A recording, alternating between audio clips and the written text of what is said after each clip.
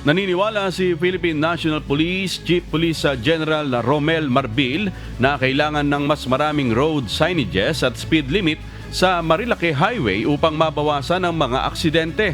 Ayon kay Marbil, dapat ding magkaroon ng mas mahigpit na koordinasyon sa pagitan ng local government at Department of Public Works and Highways o DPWH para mapabuti ang engineering ng kalsada. Para sa general, ang mga dagdag na babala at limitasyon ay makakatulong upang maprotektahan ng mga motorista. We have to put more yung mga bawal, may mga barriers, we need to put that. Kasi kung lalagay mo ng law enforcement, sandali lang yan eh. And of course, stricto tayo.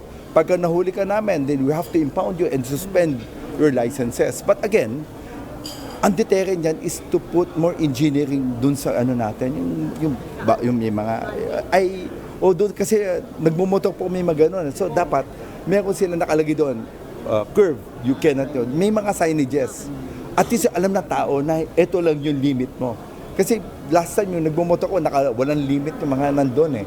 Walang mga curve, walang meron kasing engineering na, pinag-aralan ko po yung nasa patrol po ako dyan. Paano namin i-stop? And we need the local government, DPWH, para matulungan kami dun sa stretch na yun.